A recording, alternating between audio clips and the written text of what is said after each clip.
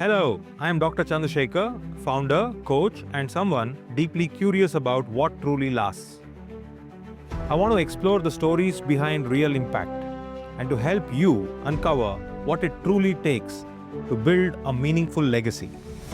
Together, we'll sit down with visionaries, educators, and change makers, people who have walked the path and shaped lives, not just businesses.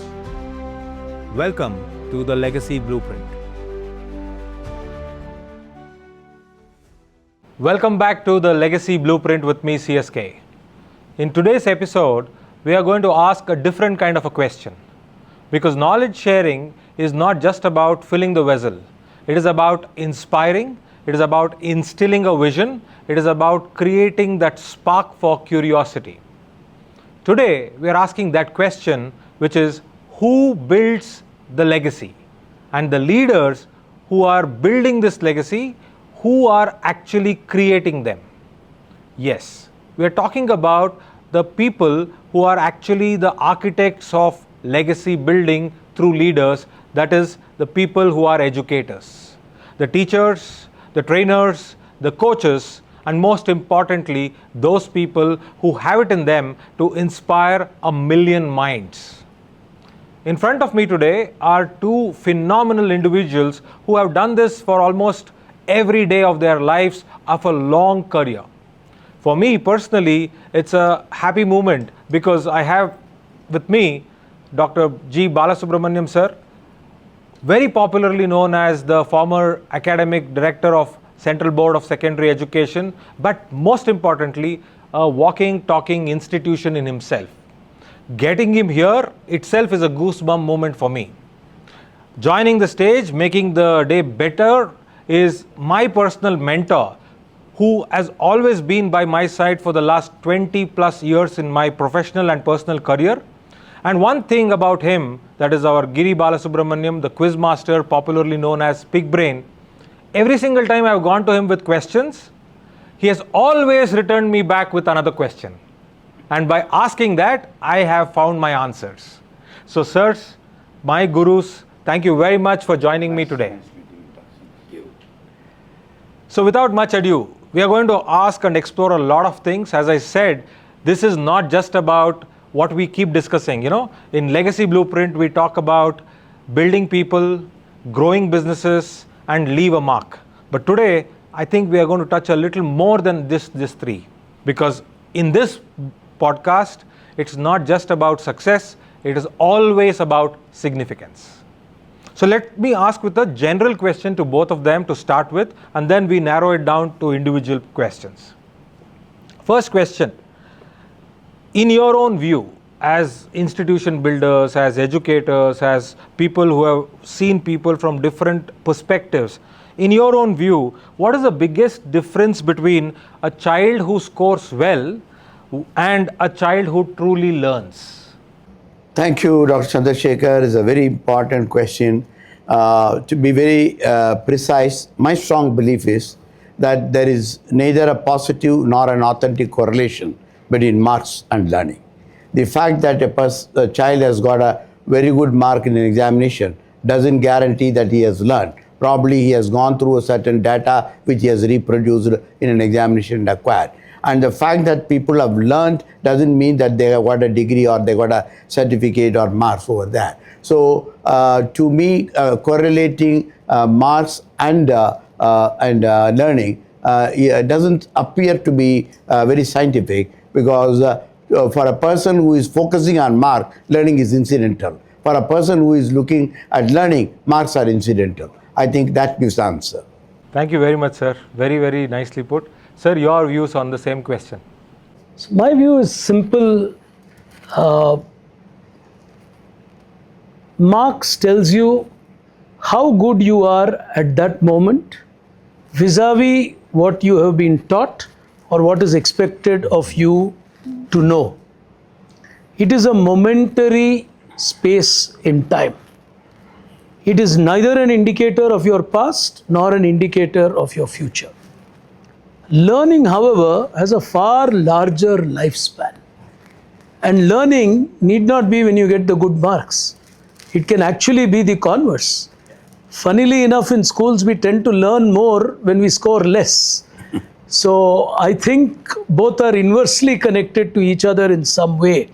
But if you were to ask me to choose between the two, I would choose learning over marks any day. Fantastic. That's actually true.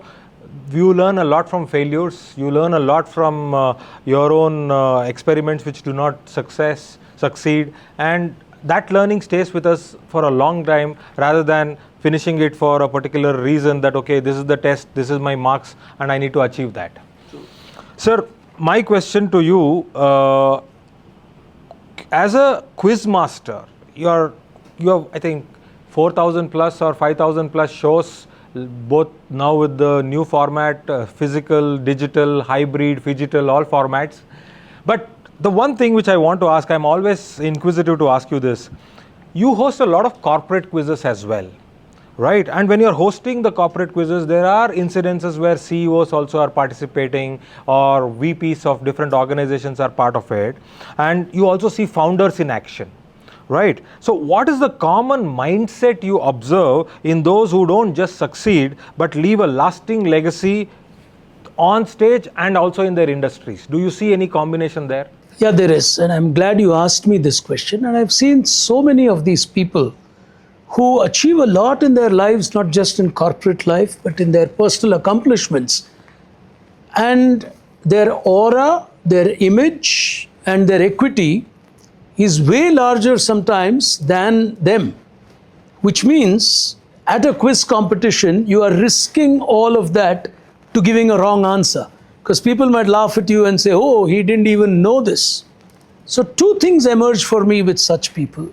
One is, it doesn't matter whether you're right or wrong as long as you're learning something. And that's what these great people tell you. The second, which is so important, is to be a learner for life. They don't come there to win the prize money. Sometimes I've seen them actually forget their prizes and go away. Because clearly that's not what they've come there for. It is the process of learning, the process of sharing knowledge, and the process of igniting their own curiosity is what drives them to come there. It's like marathons. You could have an 8-year-old or a 9-year-old running. We've seen 90-year-olds running. You're just challenging your own self when it comes to knowledge. Very similar to a marathon.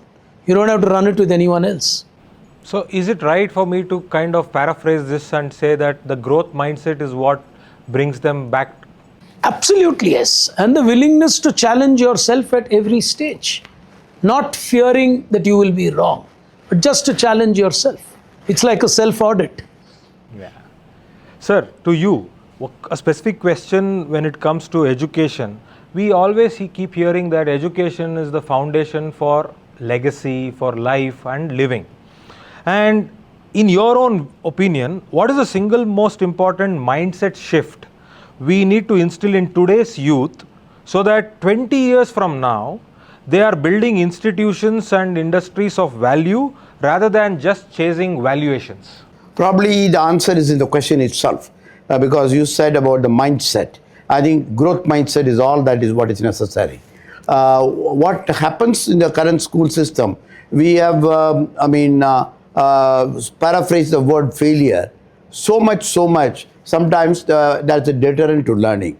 And I think every human being has a potential, every child is a great learner, and every child is blessed with some kind of competency, which they can demonstrate in life. All that gets manifested sometimes with all these skills and competencies. They don't have a sense of entrepreneurship because they have not developed a sense of growth mindset, right? Therefore, it's very important for a school system not only to provide data, information, knowledge, but how to apply that knowledge, how to contextualize the knowledge, and as said in the new policy, how do you use the existing current knowledge to construct a new knowledge. I think that is the focus of any education policy. And I think the 20 years to come, with the kind of technologies that's all around, you find that the shelf life of knowledge and skills are fast declining. And therefore, unless you reinvent yourself, reposition yourself, rather re-engineer yourself, you will be put into a dustbin. So the objective of a good learning process is self-discovery, day in and day out. Sir, I am tempted to ask you this follow-up question because yes, you are right, self-discovery and assimilation of knowledge is important, but application of that knowledge through synergy or putting it together is even more important. But let me kind of take a step back and go back and ask, because you have seen Indian education system inside out. You have seen it evolve, and many of us are talking about National Education Policy 2020, and we are keeping that as the starting point. But there is a lot of thing which has happened, a lot of, as they say, water has run under the bridge. So as a person who has seen the Indian education system inside out, what is that one reform? As a country we got it right, and what is that we have misunderstood totally? Well, if you ask me what is one reform is to conceive a national education policy. Because this country, if you scale through, multilingual, multiracial, multicultural, and different types of practices, living styles, it's very, very difficult to conceive a national policy of this kind. I don't think anywhere in the world you have got this kind of diversity, and the concept of unity in diversity, what we talk about, is very well in the concept of national education policy. So I think introduction of a national education policy, and right from the days of Kothari Commission in 1968, which paved the way, I think we have been going in the right direction to put the people with the Indian mindset. That's one thing. What has gone wrong with the policy is that the same thing what I said, the Indian mindset. We, in trying to put the Indian mindset, we have all put the cultural, heritage and legacy we have. So we put the Indian mindset at the backdrop, and we nurtured the Western mindset in the students, and thereby we lost our own identity. I think education gave us opportunities for a great identity, and we lost that great identity by wrong practices in our education. So in the first 5-10 minutes of today's podcast, we have, I think, used the most commonly used word is mindset, right? I'll come to you, Giri sir. Mindset or mind is equal to thinking. Change the mind of the man and you change the man. That's what people say. You, for one, have been always involved with that thinking piece by asking questions, by quizzing them, by pushing them to push their boundaries.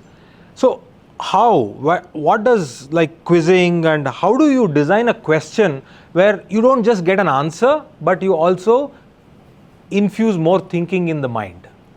So I've always maintained this. It is funny that in the entire educational framework that we go through, the only subject that we don't teach is to teach how to think. We don't teach how to think. You just learn how to think. But thinking is actually a process which can be mastered, which can be practiced. And therefore, if programs around the core of education, like quizzing, helps foster that thinking mindset, that questioning mindset, and to ask yourself with curiosity, saying, why is this like this, which helps you in the examination, why not this, is what helps you in life. So the ability to balance between the two is crucial. And if I were to link this to a previous question you asked, that is exactly what India needs to do for the next 30 years. If, as an entrepreneur, I would tell younger entrepreneurs, is we would do phenomenally well in the next 30 years if we can get our children to design products or come up with solutions that help solve people's problems. So all you need to do is to design companies and products that solve people's needs, not greed. That's what we need to teach our children. Today, unfortunately, the younger generation is focusing on entrepreneurship driven in some ways by greed. I don't even have an idea and I'm thinking, when can I exit the idea? That's today's generation. You start with an exit plan and then you put an idea. I've met some young entrepreneurs or aspiring entrepreneurs. I ask them, what's your goal? What's your mission? Sir, I want to make 10 million and exit. I said, that's not an idea. What's your idea? Sir, I'll figure the idea out. My goal is I want to make 10 million. And exit. I don't say it, but I'm almost tempted to tell them, you have the perfect recipe to fail. You're going to go nowhere with that mindset. That's the shift we need. Need will get you money because people's problems get solved. Greed will get you nowhere. Yeah, I mean, I was reading this on the Google founders, and they mentioned that if you have an idea which is equivalent to a toothbrush, you are bound to become billionaires. Because they gave a metaphor of a toothbrush, but they said that toothbrush is that thing which people need it day in and day out. That means there is repeatability. Then, not just one person, there are hundreds and thousands of people who all need toothbrush. That means there is scale. And if you can keep producing it because it has its shelf life, so it goes and then you need a new one, that means you have $1 billion idea there itself and you are a billionaire. So giving your example of what you said, solve people's needs as simple as brushing their tooth, and you are on your way to become a billionaire. But if you are looking at an exit plan, then I think he spelled it out in plain English for all of us. Talking of Google, again I'll ask you this. Has Google killed curiosity, or it has made curiosity more powerful? Because you are a quizmaster. No, I don't think so. It would be unfair to say Google has killed curiosity. On the contrary, I would say Google has kindled curiosity. Mediums change, technology changes, era changes. If I were to sit in an interview like this 30 years ago when I was quizzing in school, they would ask me, has library killed curiosity? Because it's all available in the library. Just because it's available out there does not mean you know it. You still have to go about finding it. You still have to go about relating to it. You still need to know how to use the information you have for a gain or for an impact. That is where Google helps you. So I am no critic of technology that keeps evolving. In fact, I feel it is healthy because technology is a way of cleansing the past and getting you into the new. Thank you. Sir, I could not help but in the morning conversation you were talking about a new presentation where you spoke about, if I got the title right, you said, how do we become guru of Google? Right? So I would like to know more about your perspectives on, has Google killed curiosity, or what is that which inspired you to create that new presentation? That's a very interesting question. I will give you a very personalized answer. Though I have been, conversant in practicing technology from 1978 when it was born, right? I had my own, reservations about how artificial intelligence will impact the way we learn, the way we practice. I had my fears. But when I really started using artificial intelligence for my several types of my work, I found it gave me a million more opportunities to think, rethink, and design. And therefore, I found that it has not killed my curiosity, but it has kindled my thinking. It has provoked my curiosity. It has opened up several other opportunities, provided I'm able to look at them, to see them and use them. Therefore, I don't think any technology, maybe today there is an artificial intelligence, tomorrow there may be an alternate intelligence. Whatever intelligence comes, human intelligence will always survive and will be the master of situations.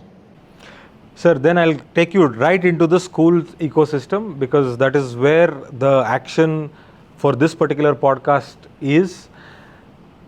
With all this prelude, if I may say, the pointed question to you is, what should a principal or an academic leader stop doing immediately if they want to become an academic leader in the true sense and not just an administrator? Simple thing, they should continue to learn. To me, one of the things because I cut across the country and see several types of principals, and they are 99% administrators. They think that once they have a degree and then they can celebrate their post-graduation or degree in education. That's the end of it. And therefore, many of them still live 30 years before, 40 years before in their learning competencies. To me, any degree that you have is only a comma, not a full stop.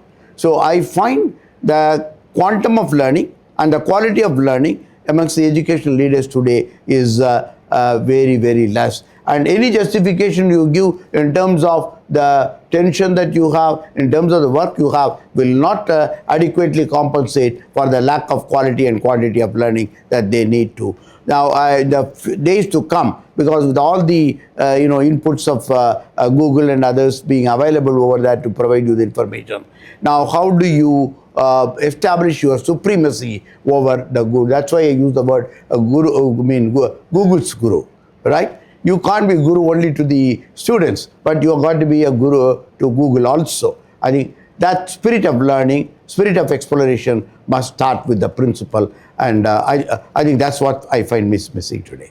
Thank you, sir. So far we have spoken about a lot of things. If I have to sum it up in few words, first word definitely was mindset, which we have used. Second is about metacognition, understanding how to think and kind of reflecting on what you are thinking. Then is the curiosity or the spark to continue to learn and to explore. These things will keep us on that path. Because as sir rightly said, Giri sir said, that today you don't even have an idea, but you look at an exit. In legacy building, people don't even look at putting in the hard yards. They look at, oh, what is the legacy I'm leaving behind? I think that's a question which some of us and all of us should ask when we have crossed some substantial stage in our professional and personal career. Whether you have reached, I don't want to put a number of age saying, okay, at 45 or 55 you start thinking about legacy. No, that's not how it works, because we are living in the world of age compression. Everything, the world's youngest entrepreneur is now 14 years or 15 years, and now people are trying to break those records. I enjoy trekking and mountaineering. Every other day in the newspaper we see a young boy or girl going and scaling some other peak, and the numbers are only falling. So it's not about the age which will decide when will I think of legacy, but it's about what I do daily decides whether I'm really on the track of building legacy or not. So Bala sir, we keep talking about the VUCA world, and now I think some people are even coining Bani world and all that. So I don't want to get into the acronyms of it, but the summary of it is it's a very uncertain, unpredictable kind of an environment we are all part of. In this environment, if you look at education, if you look at knowledge transfer, the biggest demon which people keep talking about in all the corridors of the schools and colleges is artificial intelligence. And they keep talking about how things are going to make their life miserable because negativity sticks faster.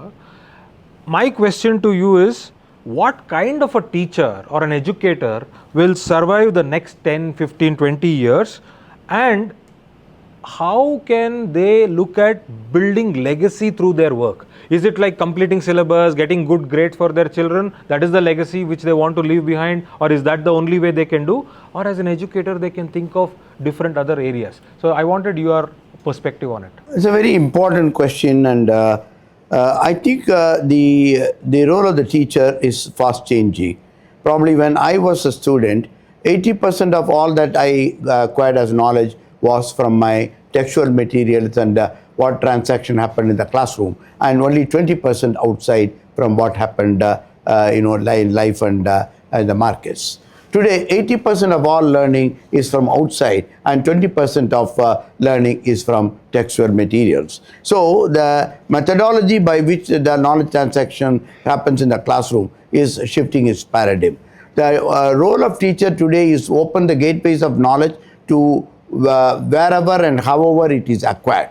Therefore, it doesn't matter whether it is come through artificial intelligence or some other gateway, so long the child is able to assimilate and celebrate knowledge and use knowledge effectively, right? The job is done, and that should help him to improve his own competencies, improve his own thinking, and find his growth pathways in the school to come. So the role of a school and the role of a classroom is more towards facilitating the identity of the learner to be what he or she has to be. Next thing is, there was a time when we talked about teacher-centered education. Then we moved toward learner-centered education. Then we talked about learning-centered education, because neither the teacher nor the learner mattered so long the learning doesn't happen. Today we talk about the learnability of the learner. If you very carefully examine, the learnability of an individual is at least 100 times more than the actual learning that happens there. That's where the neurosciences have played a very significant role.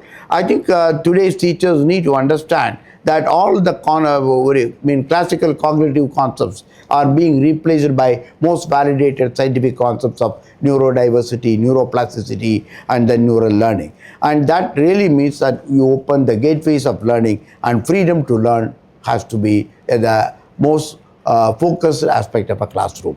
I think in that freedom to learn, the teacher and the learner become co-learners.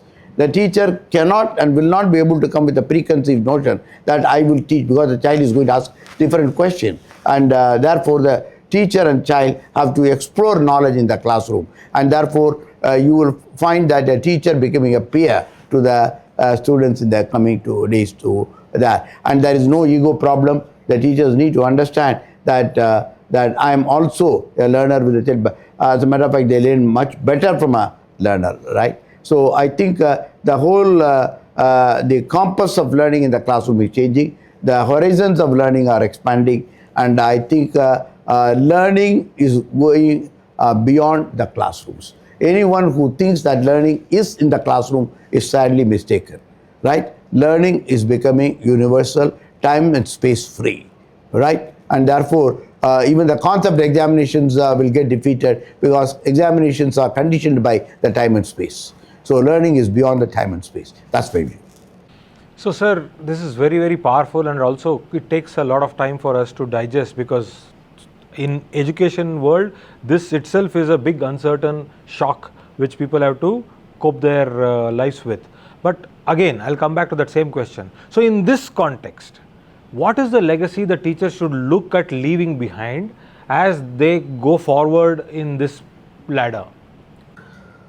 Well, I think all that they should expect is, I have motivated a child, I have empowered a child, I have provided the much needed confidence and identity to the learner, what he is, and leave it free to him to be what he should be. There. I'll give one simple example to you, but probably it's an anecdote narrating to you.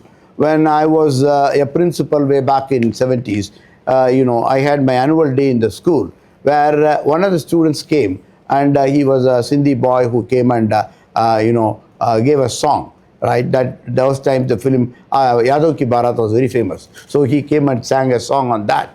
And the moment it was over, the function was over, the father came and blasted me left and right. And he said, my son is studying in 12th class, and how dare could you make him on that? He has been studying for the last 3 days, and he doesn't get on well with the examination. Who will be responsible? And he said, if the boy is not going to get a mark for engineering college, right, I will not allow him to go to a college. As ill luck would have it, this boy acquired 48 marks, and 50 marks was the qualifying for engineering. So he didn't. The father compelled him to open an audio shop in the same road where the school existed, right? And he invited me to open that shop as a punishment to me. But you wouldn't believe, the boy is a billionaire. He didn't stop with opening the shop. He discovered himself. I don't want to name him. I don't want. He owns channels. Brilliant.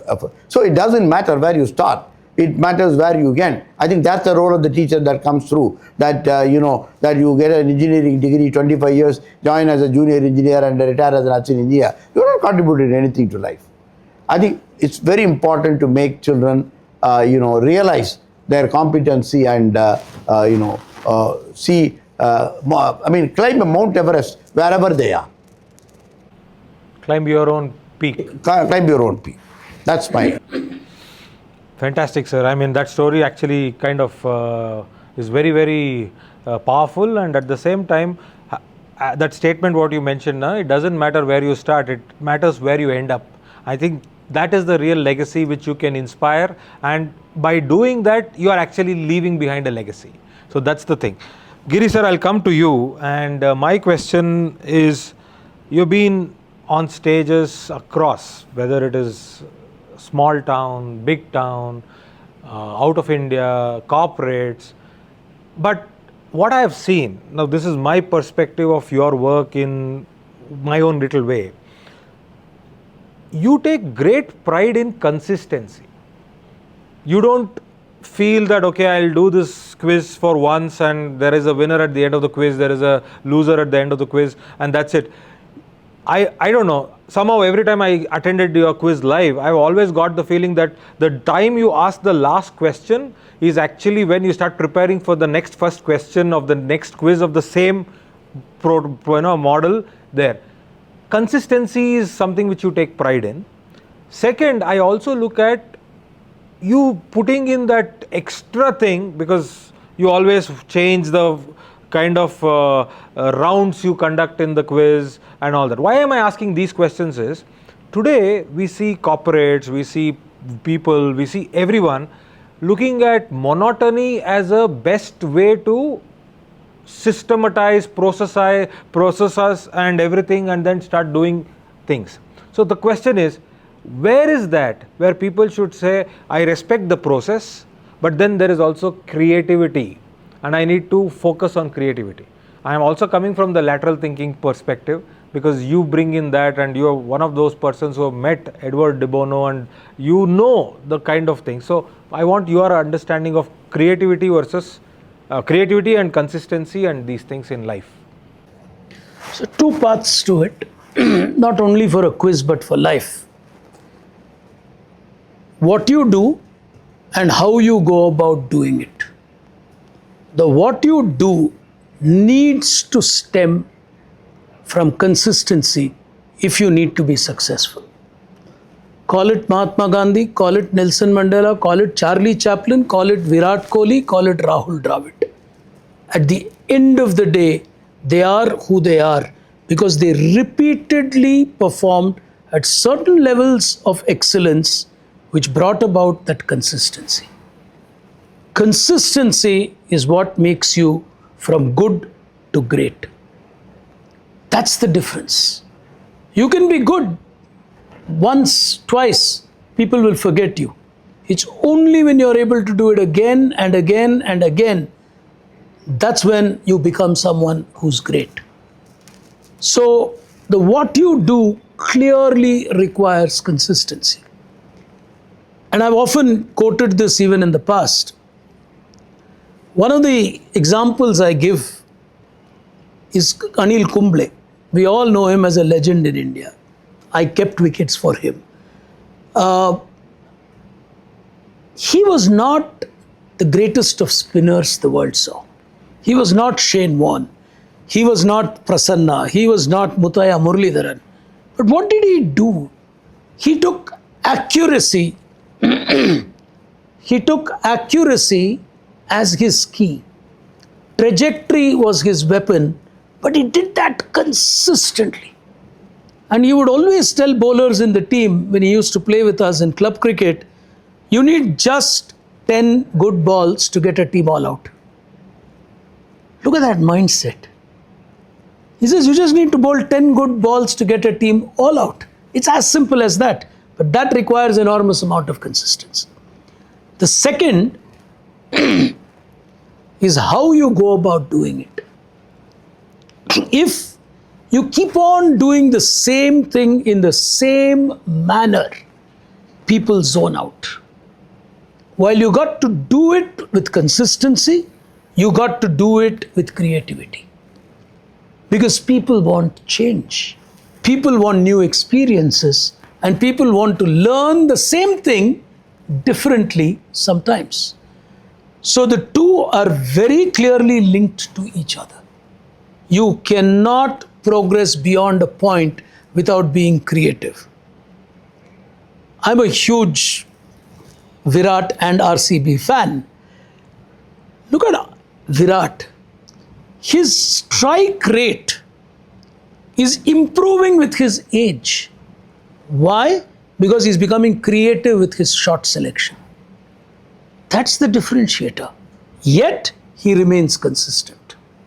So, that's the way I view these. Wonderful. I mean, the way you married the two concepts, which, to be honest, when I asked you the question, I was thinking it is consistency versus creativity, but it is now consistency and creativity. Yes.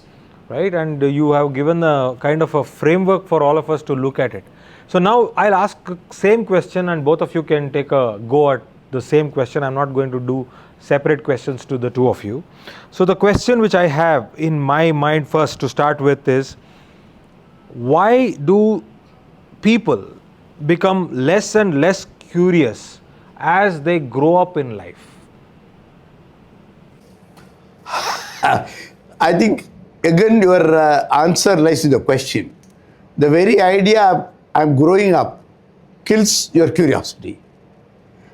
When you are young in mind, young in heart, you celebrate your energy, you celebrate your ability to perform. And the very idea I am growing up. Now, the word growing up has to be understood in the right perspective. Age is a number. People think that with age they grow up and therefore it is, it's not right for them to do certain things. To me, curiosity, orienting your performance are not necessarily linked to your age. It's how you look at your capability, how you look at your new learning, how do you look at your new possibility. And therefore, I think they've given the idea of neuroplasticity in the mind. We are all capable of doing better. As a matter of fact, the cognitive psychologists say that even at the age of 80, if you are still able to speak and listen, learn German. If you're 90, if you can move your hand, learn violin. That is a spirit which we have to move through. Yet another aspect is that when it comes to learning, I always love running an extra mile. I think people think that once we define limit, we should stick to that. And the joy is all about exceeding that limit. And therefore, I think learning is all running an extra mile, right? And if you start running an extra mile in anything and everything what you do in life, you will not only be a great learner, you will always be a great achiever, and you will celebrate your life. So, sir, I'll ask you a follow-up question to this, and I'll come back to you for the same answer, same question. So, say, for example, a typical situation, I am a mid-career professional who is in a decent and successful job, like I'm happy with my job, I'm happy with my family and everything. How will I run an extra mile? Extra mile has nothing to do with what you have achieved there. It is to prove yourself that you are still alive, right? There is a saying in science that anything that is static is dead. Anything that is dynamic is life. So life is all about dynamism, right? To me, even death is rediscovering yourself, which you have not known. The life is all about knowing from known to the unknown. So running an extra mile is for moving from known to unknown. Learning is all about moving from known to unknown, whatever you do. And therefore, I don't think any of the conditions that you have specified has anything to do with running an extra mile. Still, you can run an extra mile. For example, the program that you are doing now is an extra mile of what you are capable of.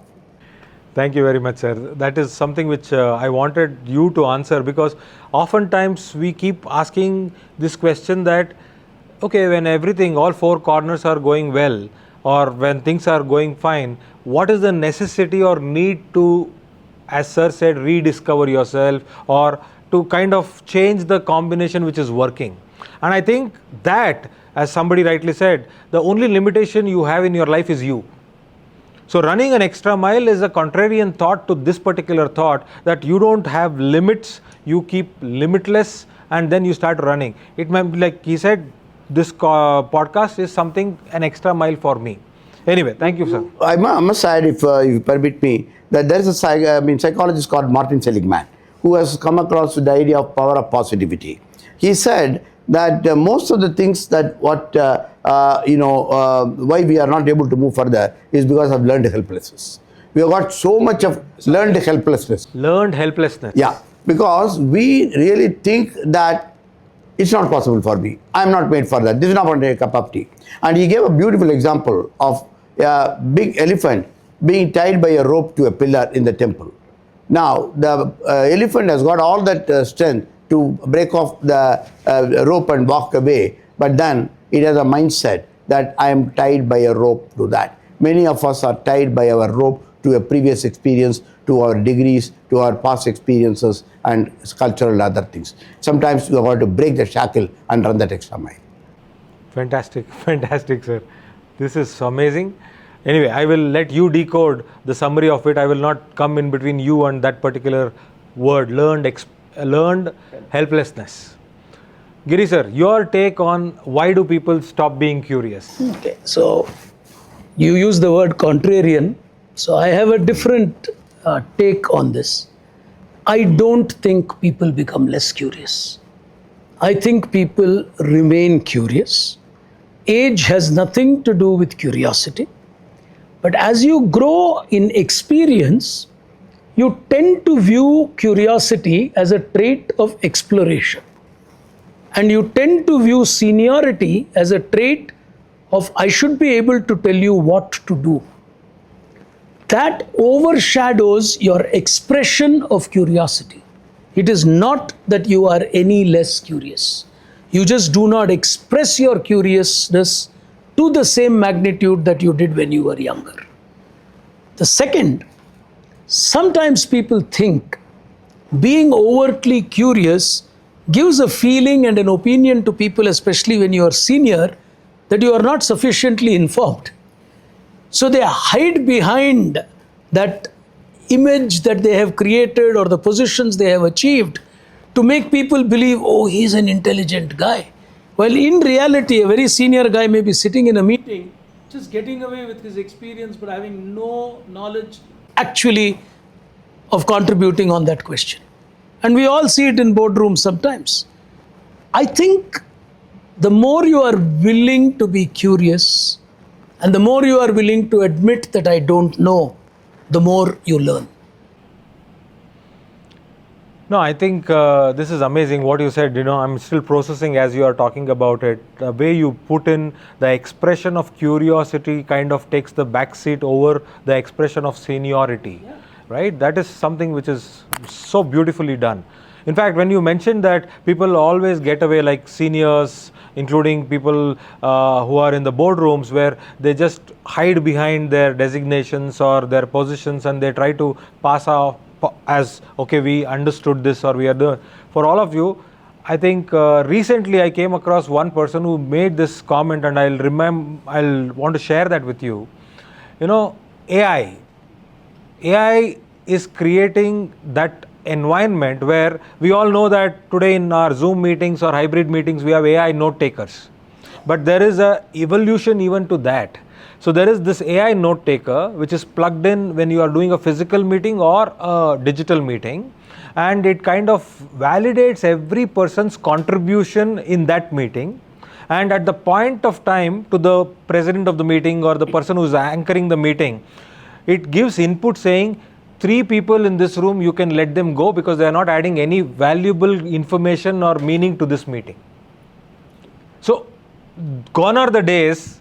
If you are really fearing AI, I think this is something which we need to fear for, not because technology is fast and good. It is because we should not let seniority decide our expression, but curiosity decide our expression.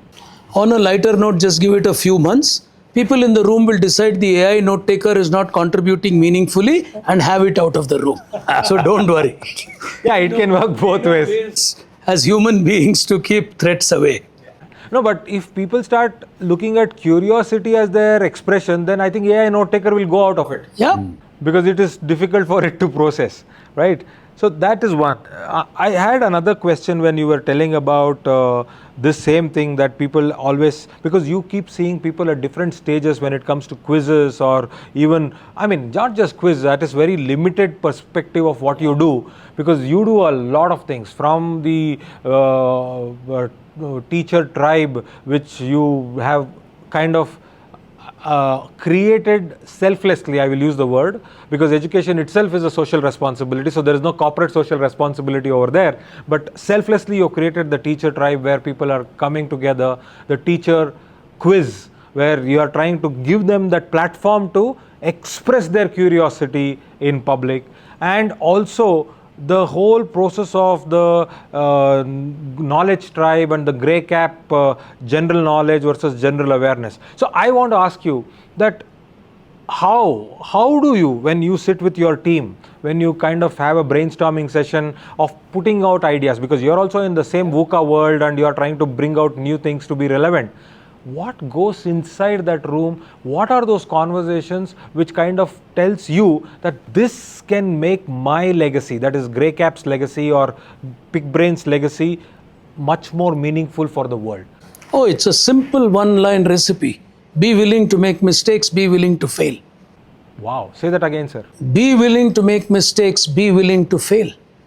Everyone writes about Pickbrain success stories, Grey Caps' success stories. For every 5 success stories Grey Caps has, we've had 10 failures. We've definitely had 10 failures. Products that did not take off, we thought it would.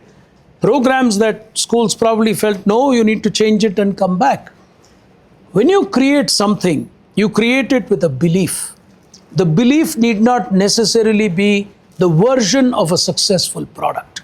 You got to be humble to accept, even if the customer is in grade 1 and that child tells you, sorry, your creativity does not excite me sufficiently, you got to go back to the drawing board, rework, and go back to that customer. Even if that customer is in grade 1, and believe me, that's the age where you have the toughest customers. True. You got to be willing to fail. And as an organization, you got to provide your people with room to fail. We don't do that. So very true, so very true. Sir, whenever I look at you, I mean, I've seen you speak for hours together non-stop, and even I'll tell you, if he's coughing midway in his speech or he has a dry throat, somebody in the room will get up and try to open the bottle and give it to him. By the time they open the cap of the bottle and it reaches his lips, he would have spoken 2 sentences. That is the man, right? And without anything, with due respect to you, what keeps you going? Very simple. I am a learner. I want to be a learner because there is so much to learn in this world, right? I wish I go back to my 20s, right? Because crossing 80, I feel bad that I have wasted 60 years of my life not learning that, because the way I learned when I was in 20s, I can't learn the way that I do. But now with technology and other things there, I think there is a huge scope to learn, to think, to perform, to motivate, and to be a part of a learning community. I think we owe a lot to the society and the community from which we have come through. And if we have some knowledge and competencies, we should not really, regret to go back. And I mean, very often, when I do a program, when after the program teachers come and tell me, sir, it was a great program. I mean, I was very happy about it. All right. I said, I don't care whether you are happy or not. I'm just examining whether I was happy or I am happy having done the program. There is, if I'm not going to be happy, what is the point in you are going to? So you have to be seeking some kind of perfection always. That's your growth, right? I think when you talk about growth mindset, I think, it's not how many times you do the program, but how perfect. To me, the same topic I would have done 50 times. But believe me, the second time when I do this topic will not be the same way that I do the first time. I have got to revise it this morning, For the client is different, the audience are different, the context is different, the geography is different. So the language I use has to be different, right? The examples I want to give is different. So you evolve yourself every day. You can't control, you can't give a death award to yourself. That's my. Wonderful, sir. I have a simple view. I wanted to take your view. I think is the best brand ambassador Red Bull has not had yet. Thank you.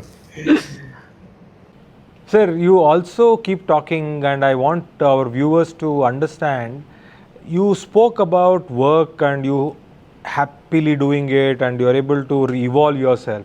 But you have another important word which you keep using offline, off camera, is are you enjoying?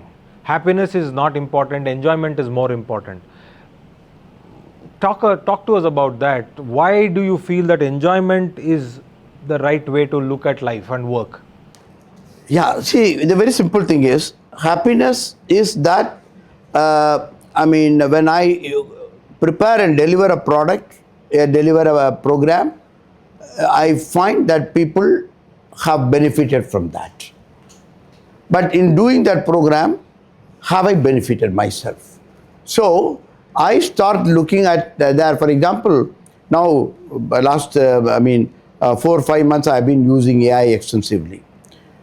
It's very easy to put one prompt and get a slide out of it. But to me, every single prompt slide I get, I need 100 other prompts to be given to perfect it. Therefore, I enjoy, oh my God, it's challenging me. The brain, cognitive psychologists say, wants challenges. Brain is not meant for simple tamed learning. So I think that when I face a challenge, I enjoy it, and that shows that still I'm alive intellectually. That's it. All right.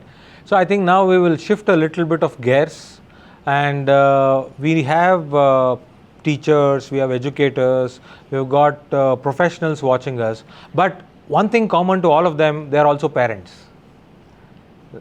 So my simple question to both of you is, today we keep hearing a lot of things, and I don't want to go there, that technology has invaded the dining rooms, it has gone there. No, I'm not against it.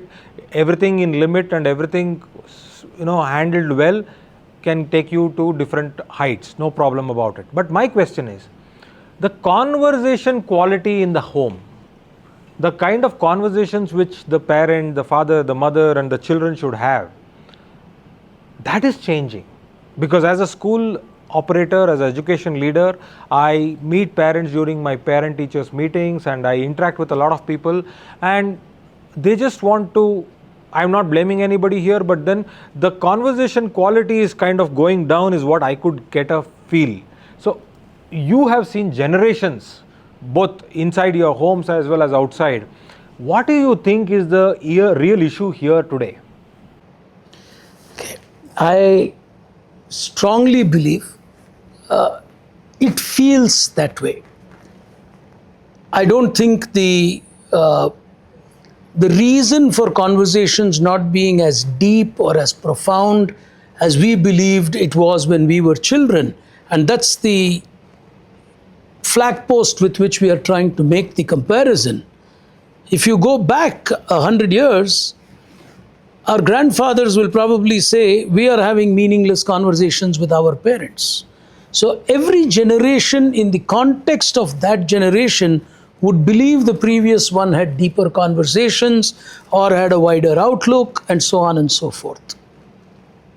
I think context of conversation is what is creating the problem. I have long conversations with young kids in schools today when we go and speak to them. They want to speak because I am able to converse with them in the context and in the boundary that they want to speak. If I start speaking to them about how I started my quiz journey and how I have created a great company, they're going to look at me, and two of them after that talk will go and say, oh, he looks like he's come from Mohenjo-daro or Harappa. They're going to be dismissive. But if I'm going to talk to them and say, hey, dude, and even if I use that word or, whatever, they relate to you. So I think two things parents need to do is contextualize their conversations to what the child wants to speak. Second, find the time for conversations. Their conversations are becoming T20 matches at home. That needs to change. Or power plays. Maybe not even a T20 match. Bala sir, same question. Is the quality of conversations reducing? What is your take on today's parenting? Well, today's parenting is a very, very difficult and challenging job, both at the family level and at the institution level. One thing what is surfacing is parents basically don't have any time to allow to the children to initiate a conversation, to understand their emotions and all that. I have been a counselor and dealt with a lot of students there. I remember a very interesting case of a child who passed out class 12, and when she had a depression, when I talked to her, she told me that I have a police officer and a doctor at home and not a father and mother. So that is the kind of depth of problems that we have. I think children need an understanding, as rightly pointed out by him, contextual understanding. We cannot project our childhood over them and try to recapitulate what we did along with them. And therefore, I very often in my programs used to say that, till a couple of decades before, when the children were born, they used to start with the first word, Amma, whereas my grandchild started with Alexa. So that's a kind of change that's happening around in the world, We need to understand the way that happens. One most important thing is parents have to set priorities. To them, the child has to be a priority, right? Priority in nurturing and nursing the child to become mentally, emotionally, and physically healthy. But what happens is, we are nurturing them only to get marks, right? In LKG and UKG, we want the child to be the first in the class. We want 3 in 1 package. He should be a Virat Kohli, he should be an A.R. Rahman, and probably another Anand, Vishwanath and Anand in one package, right? And along with that, they want the child to get 99 marks. I think that's where I will go to, the famous saying, the children are born not to us, but through us, to a future generation. And I think the psyche of, dealing with the children has to change.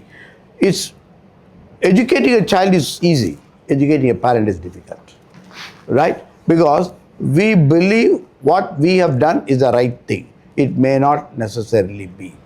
I saw a very interesting news item today that in Japan, the parents who make come and shout at the teachers are banned, right? Today morning we are discussing about that. And I think parents need to have some respectability for the teachers. Just because they are paying the school fee, they cannot come and do that. I think we need to have psychological orientation for the parents on the growth profile of the children. It has got to be an integral part of every schooling process. Sir, two things I take from yours, because the reason I asked this question about parenting is, oftentimes many of us parents look at leaving a legacy in this world behind through our children. But one statement which you said at the very beginning of this answer, where you say that parents should not project their childhood on the parenting, is one. And the second one is even more powerful, the quote, where children are born through us, not to us, for a future generation. So we are discussing the legacy blueprint. Let us not do the same thing before watching this episode and after. Is we can and we should work all our might to leave a legacy for our lives, but we should not make that the responsibility of the next generation to make our legacy. True. I think that's the real reason I wanted your take on parenting, and thank you very much for putting those candid perspectives. We are now almost towards the end. I think we have actually had a good conversation covering different areas. This is something which I will come back to watch, to learn, and also to note down certain things, because self-restraint, looking at yourself, enjoying life, and consistency along with creativity, these things are the takeaways for me from this particular interaction today. But before I let you all go, I have a few questions for rapid fire. Right? So we are shooting this in Hyderabad, and this is on the pretext of the one-day education conference which is scheduled for all the educators of the twin cities, or now the 4 cities of Hyderabad, the Cyberabad, Hyderabad, and Secunderabad, and also the future city which our Honorable CM keeps talking. So this is for all the educators of Hyderabad here and this place. So my first question on that is, what's your favorite food or cuisine in Hyderabad? Every time you come, you don't go out of Hyderabad without trying that. Anything like that? Yeah, actually, yes. I'm a vegetarian, so I get spared of the biryani rush. But I do like these cashew sticks. Okay. Almond biscuits. Almond biscuits, and I don't quite find it, in the places I travel to. But I try not to miss that, yes. Sir, to you, I will not ask the same question, but I'll ask you another question. One book every educator should read. What brought you here will not take you there. Okay, by Jack Canfield.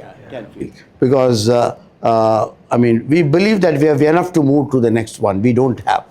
I think it's a very powerful book to me. One message which you want to give to the youth of today.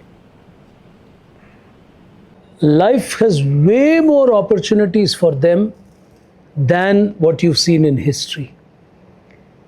But when those opportunities knock your door, are you going to be ready is what will determine how successful you're going to be. So you got to be prepared for the day when opportunity is going to knock. Because opportunity is not going to give you a date and time and take a Google appointment with you and say, I'm going to come to you on this day. But when it comes, the ones who are ready are the ones who are going to change the world. All right. So the last question is both for both of you. One thing which we as individuals should start doing, and one thing which we again as individuals should stop doing. One, start doing, celebrate life. I think that's nothing more than celebrating life. Stop doing, never defeat yourself. Anybody else can try to defeat you, but you cannot defeat yourself in life. I think these are my convictions about life. Thank you very much, sir. Always stay positive. Every incident is a passing cloud, it will pass. I strongly believe in positivity. There will be turbulences, there will be ups, there will be downs. Second, never allow success to get to your head, because that is also a passing cloud. Well, on that note, I think we have come to the end of yet another episode of the Legacy Blueprint with CSK. This is a special episode for me for 2 reasons. Number one, as an educator myself, I have always wanted to discuss education, but I waited for the right moment, and it could not have been better than this, where 2 of my gurus are here to discuss education. So I'm happy and absolutely thrilled to have recorded this particular episode. And the second reason why I'm enjoying this even more is this is more of a blueprint for me as to take forward as we go along in this particular journey, whether you call it a VUCA world or an uncertain world or a world filled with opportunities. So thank you once again to the both of you. It's an amazing thing every time I interact with you, and this specialty is now available to all our people through the source of this particular video podcast. Thank you, and I have enjoyed being with you. Thank you so much. Hope you leave a legacy through this podcast. Thank you very much.